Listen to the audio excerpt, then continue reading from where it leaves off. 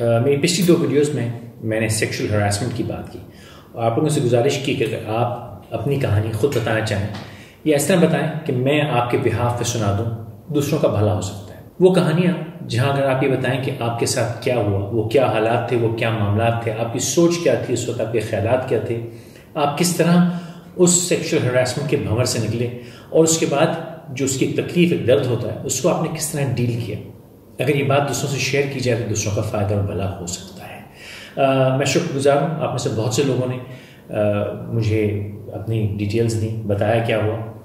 کچھ نے ٹیلی فون پہ مجھ سے بات کی، وہ نے ریکارڈ کی ہیں، انشاءاللہ وہ بھی آپ کے ساتھ شیئر کروں گا۔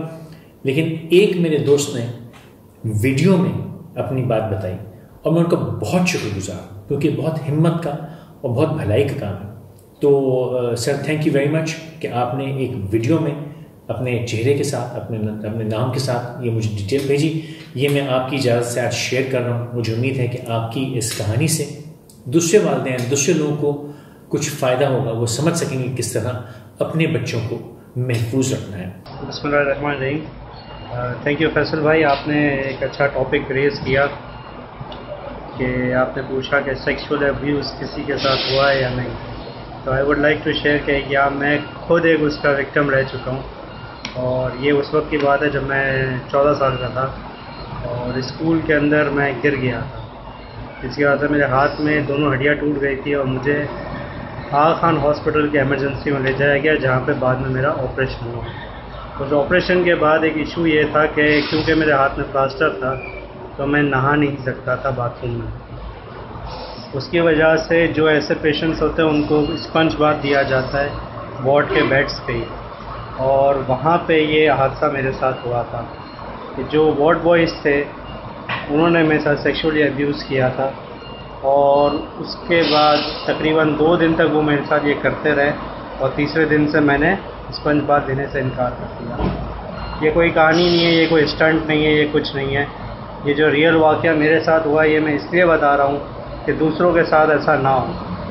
ہم لڑکے ہوتے ہیں، شاید لڑکوں کی طرف لوگ پیرنٹس کا اتنا دھیان نہیں ہوتا کہ ان کے ساتھ کیا ہو سکتا ہے، کیونکہ میری مدر میرے ساتھ ایز اے اٹینڈنٹ تھی میرے ساتھ ہاسپٹل میں، وہ میرے ساتھ ہر وقت نہیں ہو سکتی تھی، لیکن یہ کہیں بھی ہو سکتا ہے، کسی کے ساتھ بھی ہو سکتا ہے اور کسی وقت بھی ہو سکتا ہے۔ تو اپنے بچوں کا خیال رکھے، کوشش کرے کہ کسی بھی وقت کہیں بھی ان کو اکیلا نہ چھوڑے، کیونکہ یہ کہیں بھی ہو سکتا ہے۔ تھینک یو فیصل بھائی ونس اگین، آپ نے یہ ٹاپک چھیڑا تو میں نے سوچا یہ آپ سے ضرور شیئر کرتا چلوں، اور امید کرتا ہوں کہ یہ دوسروں کے کام آئے گا اور یہ حادثہ دوسروں کے ساتھ ہونے سے لوگ بچ پائیں گے۔ تھینک یو سو مچ۔ تو پھر میری گزارش کہ اگر آپ اس موضوع پہ، سیکشل ہراسمنٹ کا موضوع ایک ایسا موضوع ہے جس پہ پاکستان میں بات نہیں کی جاتی، اگر آپ اس پہ بات کرنا چاہتے ہیں میں حاضر ہوں، اپنے پیغامات بھیجیے، ویڈیو آڈیو جو بھیجنا چاہیں بھیج سکتے ہیں۔